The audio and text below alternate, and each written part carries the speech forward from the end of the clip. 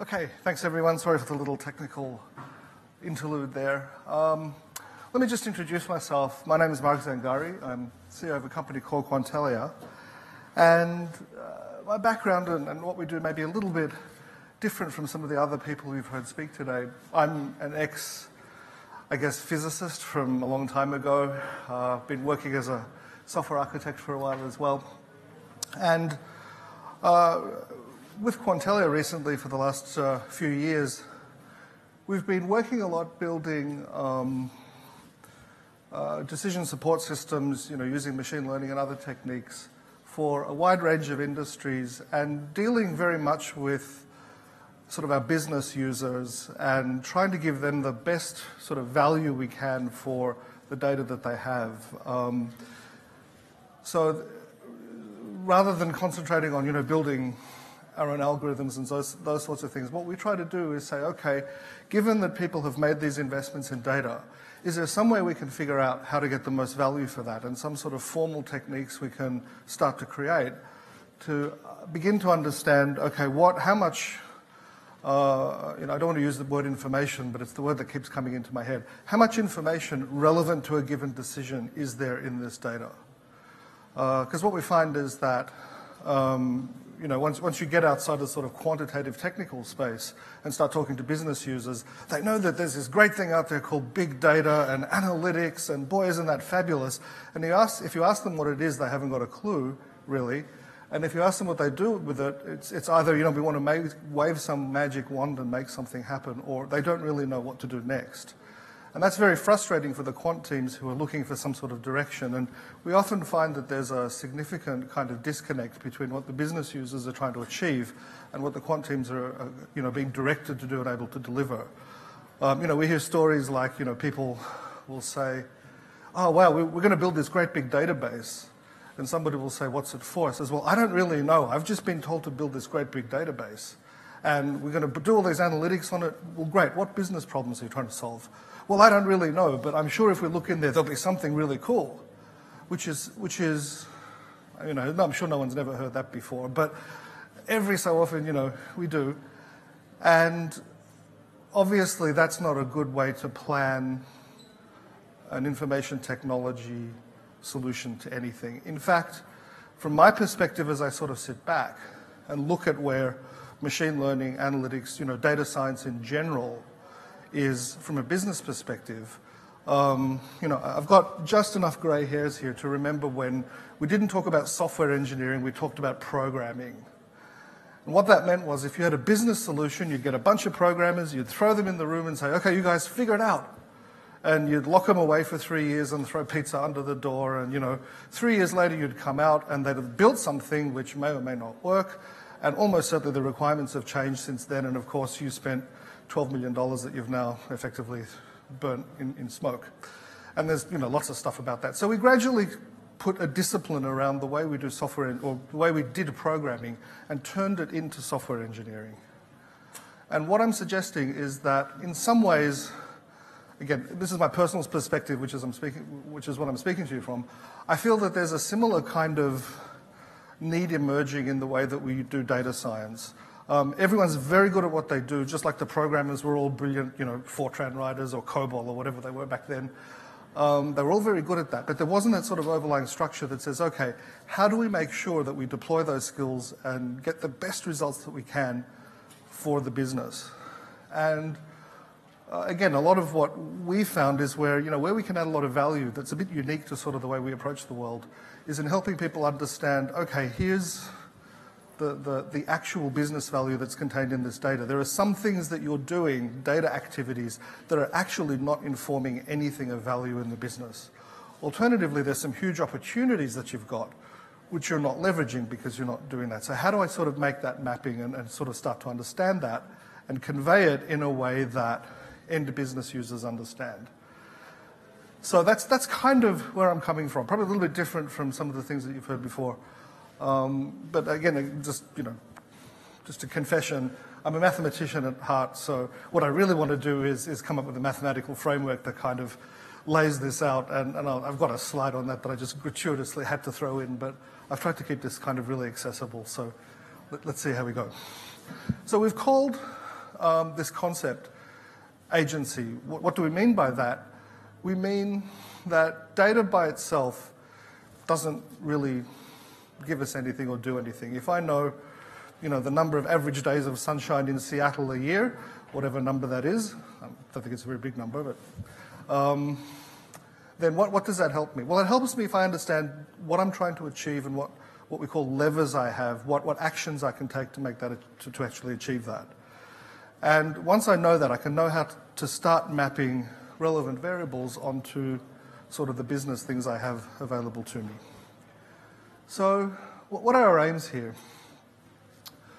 One of the things that we've found is that machine learning, I believe, is underutilized hugely compared to its potential in actually solving business problems. I think it's used in a very small number of cases, and I'll characterize what they are, and I think there's the potential here to double, triple, quadruple, n-tuple the value that machine learning can provide, particularly by just extending it to areas where we go outside our comfort zone a little bit and start thinking of some new ways of doing things, and I'll talk a bit about that as we move on. As I said, what I think is really important right now as data science becomes a much bigger part of IT activity in general is to start thinking about how do we, sort of protect ourselves, if you like, from, I don't want to say irrelevance, but from, budget cuts and things by demonstrating clear relevance to the business. We're not at that yet, but at some point, people review, what are we actually getting in return for these things? And I think it's important that we come up with ways of demonstrating, this is actually returning value and we understand how. At its heart, I guess, this concept of agency sort of emerges from what we find we actually get asked when we talk to real business users. And the problem that they have to deal with is not so much just knowing things. The problem they have is they have to make actual decisions. Right? They have to do something. They have to change something about the world, and they have to do so from the perspective of achieving a given outcome. It's a pretty tough world they live in, but hey, that's why they get paid the big bucks, I guess. So when we approach a typical sort of machine learning analytics type problem, what we typically think we're doing, or what we see our aim as, is, I want to find relationships between my input variables and various outputs. I want to be able to come up with a framework where if you can give me an input vector, I can predict what the likely output variable of that's going to be. And if I do that well, then I've achieved my job. Well, that's actually true, but you're only a part of the process. And the part that really matters, so to speak, the part where the rubber hits the road, is where that gets used to make a decision. And we sort of stop at that point. We say, well, here, guys, here's the chart. Here's how A depends on B. Over to you now to make the decision. And I think we could actually provide a lot of help going beyond that, saying we actually can give you some resources to help you understand the outcomes of decisions using machine learning techniques as well. And I'll talk about that as we move forward. Key to that is looking. It's a particular viewpoint, possibly a bit heretical. I mean, this may not be the audience to kind of fess up to this, but again, it's my viewpoint, and I'll just come clean. I've certainly heard lots of people in the machine learning world talk from a viewpoint that the great thing about really good machine learning and the really smart stuff, deep learning and those sorts of things that are coming up now, is that you can have absolutely no domain expertise. Give me a data set, provided it's complete enough and consistent enough. I'll run some algorithms on it, and I'll tell you all this stuff you never knew. And I don't need to know anything. It could be hamburgers, how those are sold. It could be how airlines, spend money on fuel or whatever. I don't need to have any expertise in that industry. And my analytic techniques or my learning techniques will find correlations, they will find meaningful relationships, and I can present those to you without knowing anything about your industry. And that is actually, I think, valid in some circumstances, and I'll try and characterize what those are. But I think it's a bit limiting. And I think if we approach things from that mindset, we end up putting ourselves in a very constrained box. And if we're prepared to go outside that box, I think the possibilities become much, much bigger. So if we reformulate the problem, instead of saying, here's a bunch of data, what relationships can I find between all the different variables within that data. If I say, well, given some input data and a systems model, this is the key point. If I understand enough about the system, what output circumstances does my model predict, given that I'm trying to achieve something? Specifically, what's the probability that this input gets me closer to my desired goal? Because ultimately, that's what a business user cares about. If I do this, does this get me closer to my goal, or does it get me further to my goal, from my goal, or does it make no difference? And if we can formulate the question that way and think about how we would present that kind of information, we're actually adding a whole new level of relevance and usefulness. Again, lots of things I hear people talk about is I want to be actionable, I want to be relevant, I want to provide business relevant user information to my users. And I believe a big step in that direction is thinking about the problems we're solving not from the perspective of, what's the best kind of regression curve I can get out of this data or whatever technique you're using, but how do I provide information to the users such that they're able to answer the question, if I take this action, will the results get me closer to my goals or further from them? So, as I said, the idea that, forget all that, just use really powerful machine learning techniques, throw me at a data set, I know nothing about your industry, but I can tell you good stuff about it, or good stuff from the data. That is valid, as I said, but I believe there's 4 pillars, if you like, which have to be in place for that to work. The first one is you have to have a good training data set. Right? If you don't have any data, obviously there's nothing to learn from, so it's not going to work.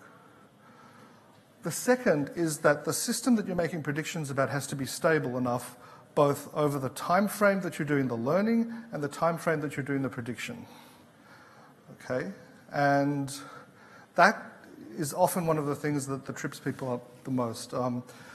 Many of you have probably heard of a New York financial firm called Long-Term Capital Management that revolutionized trading, as you all know, by using machine learning techniques essentially to predict stock prices or hedging strategies and so on. And they did very well for a time until there was from a mathematical perspective, what we'd call a catastrophic shift in the market conditions in other words, something that was non-linear and non-continuous and just, outside the range of the training data. And then the models fell apart completely and they had no way of recovering from that.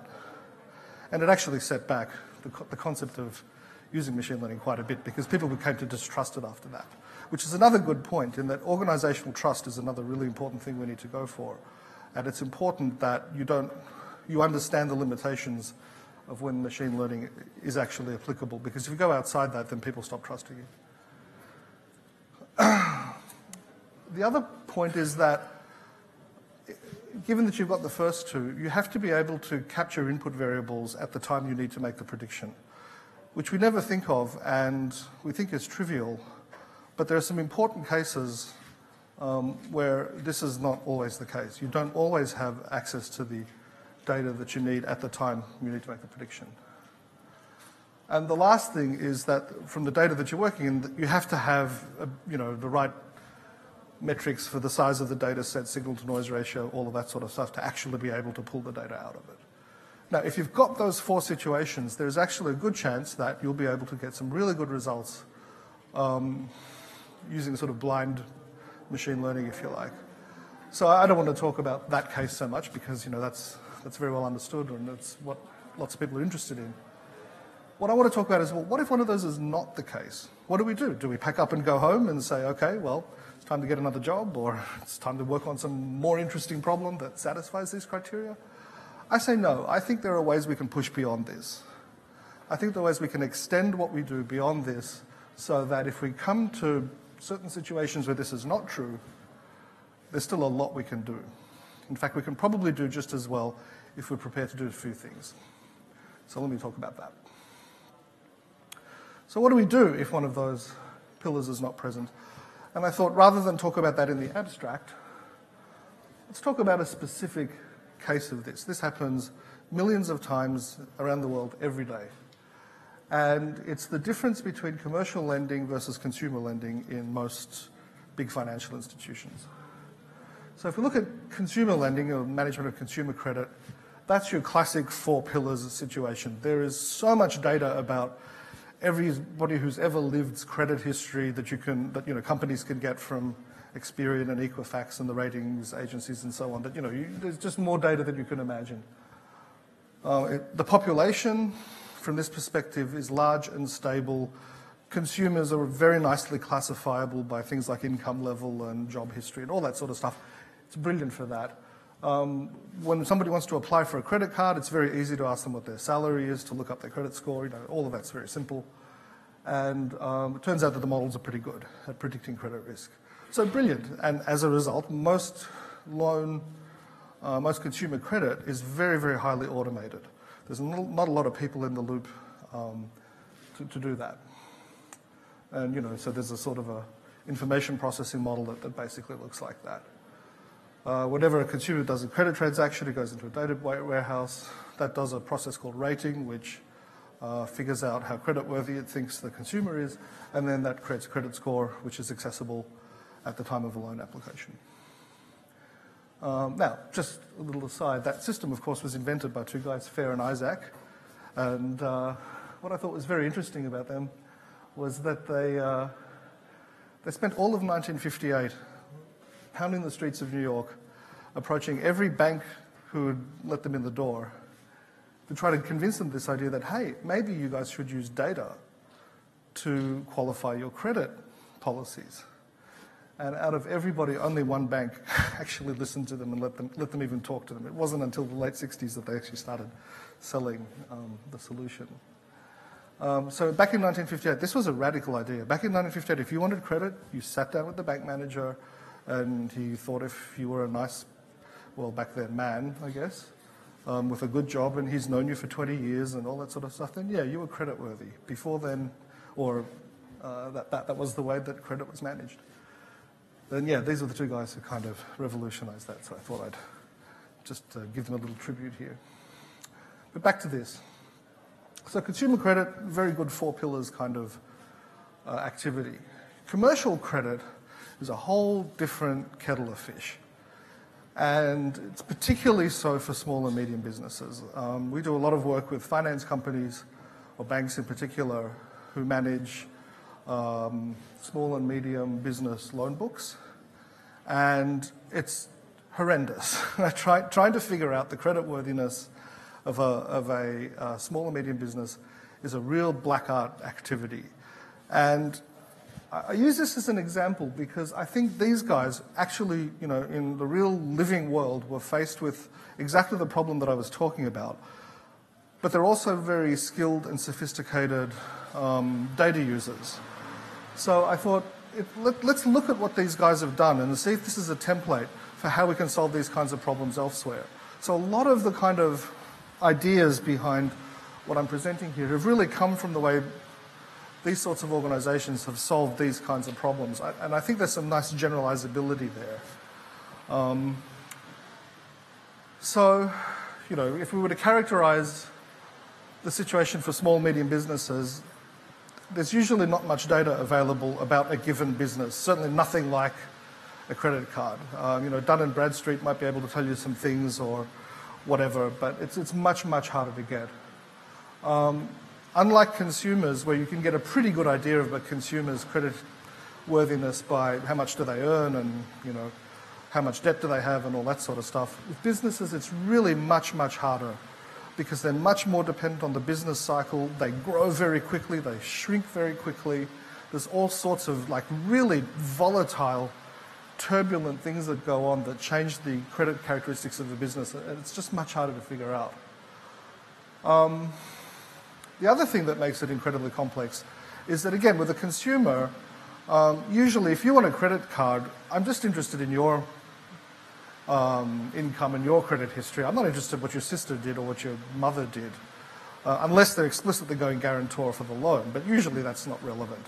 With businesses, it's very different. Most businesses, even small businesses, their owners will have a holding company and they've got two or three other businesses. The owners will have their personal assets.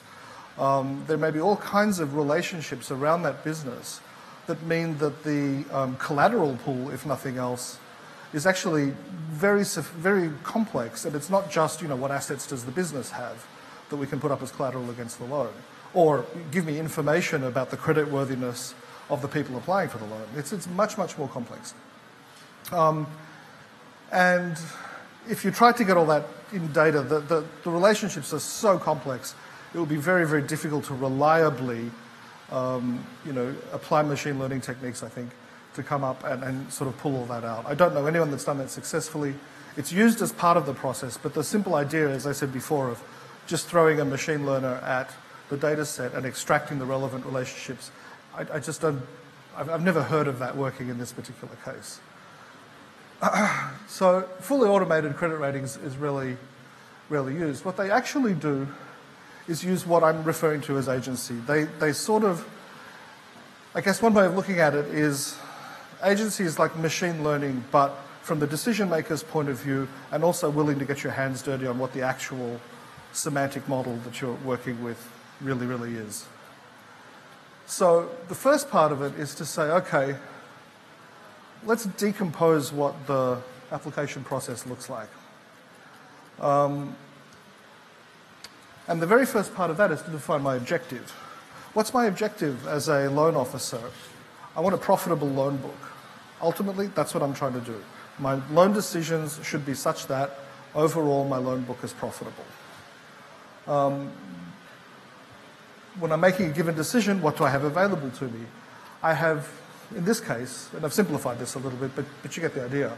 I have three types of what we call external data. That's data that's not mine to decide upon. I'm given that data by the outside world, and I have to incorporate that into my decision-making process. And then there's a decision, a business lever.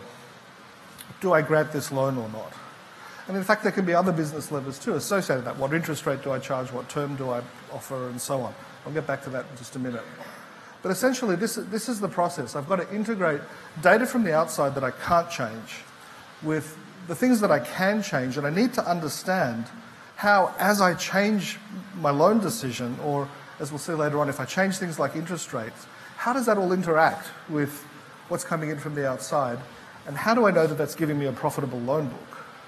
So there's a whole bunch of things kind of in this problem that I need to do. And as a single, throw this problem at, or take a data set, throw it at a machine learning discipline and expect to get something that kind of answers all those questions, it'd be great if we could do it, but no one's figured out how yet. What we do instead is work with these principles. And if you're going to approach this from the way I'm suggesting, the first thing to recognize is that when you're looking at what analytics do I create, what data do I start incorporating into my analysis, it's driven by what, as I said at the outset, what will increase the probability of the objectives being met.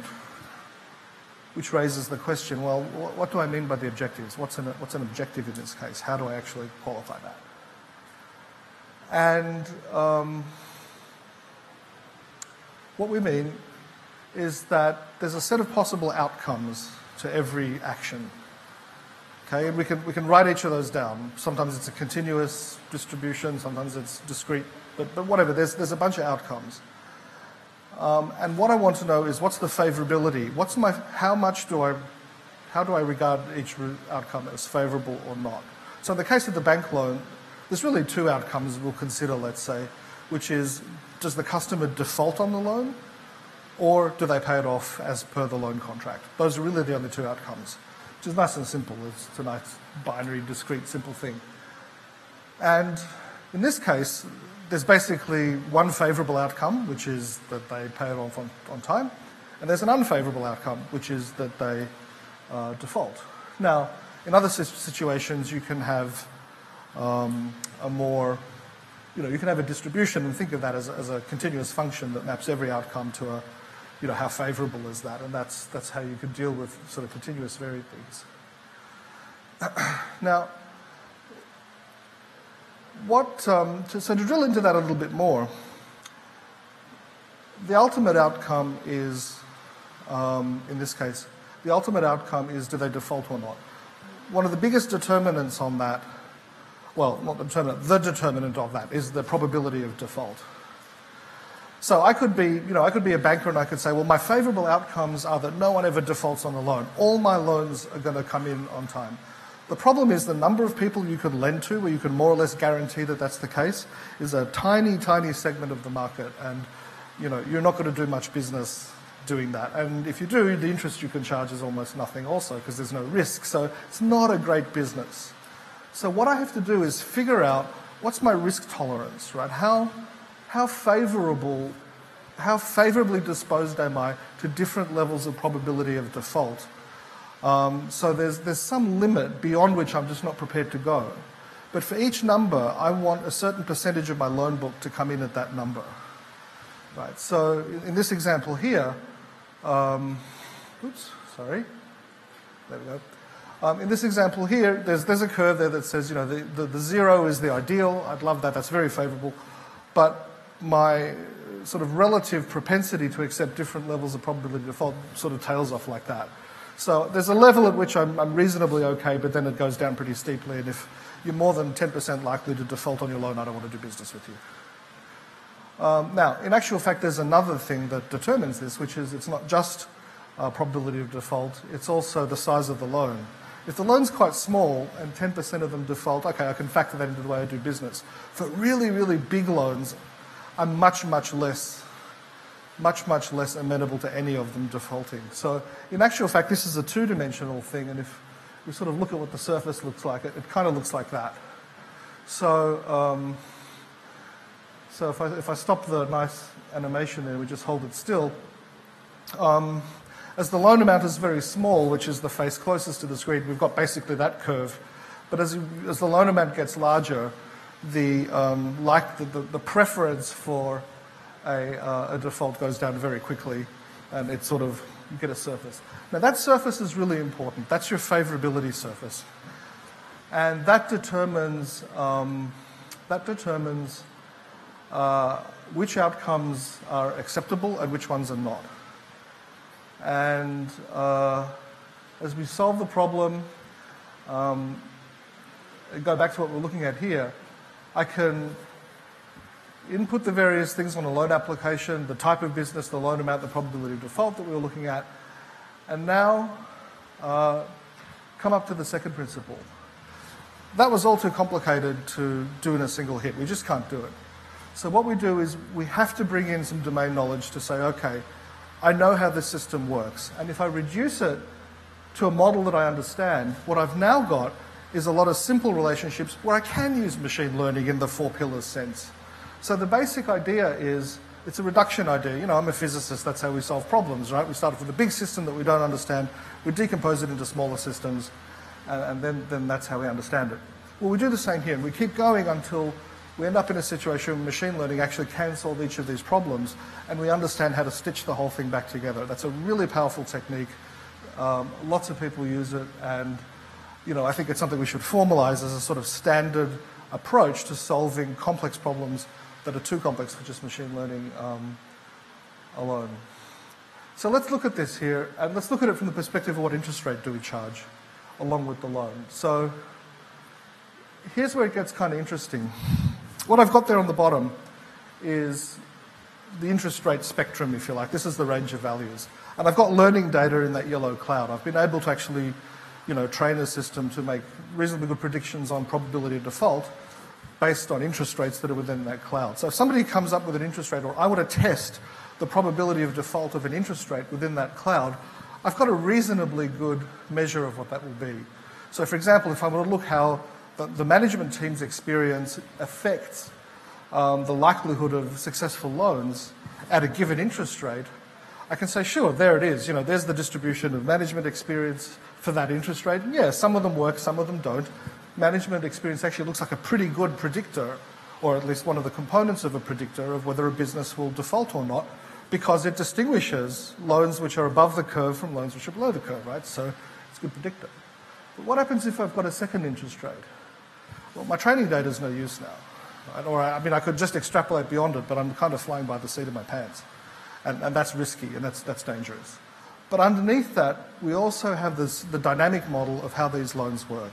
We've embedded the system dynamics into those models, and instead of just relying on numerical correlations that the system makes, there's underlying system dynamics as well. And that increases the likelihood that that measurement is actually going to be valid. And in fact, that's what banks do all the time. And okay, occasionally we have things like the meltdown, but that had nothing to do with this. This actually works quite well. So really quickly, I need to finish up. So if you've got sparse data, if we can't train effectively, if we've got complex dynamical systems where really you can't build a training model that really is going to solve the problem, you've got feedback loops and nonlinear effects. If you need to deal with intangibles too, that's a whole other side of it. And also utilize relationships that are not actually easily extracted from the training data. The training data won't always pick up everything, or it won't align along the axes that you're interested in. You can sort of build these models that kind of hard code that in and use the training data to augment that.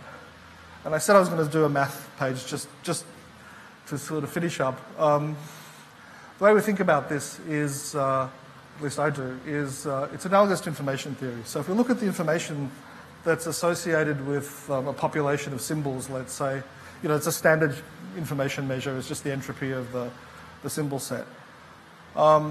We can apply a really similar concept for what we call the agency of a lever. And informally, that means, does this lever contribute to actually making this decision? Or stated a bit better, does moving this lever change the likelihood that my decision will be successful? So there's a lot of things people spend a lot of time on that don't actually affect the outcome of what they're trying to do. And understanding the extent to which an action that you can take is coupled to the outcomes that it produces is really important. And you can save a whole bunch of unnecessary activity and concentrate your resources where they provide the most good by understanding sort of the math behind that, or at least the concept. You don't need the math so much, but the idea that you want to focus your activities so that they affect your outcomes as strongly as possible. And I know I've gone over time, I apologize for that. That takes us to the end, and thank you very much for your time. I really appreciate it.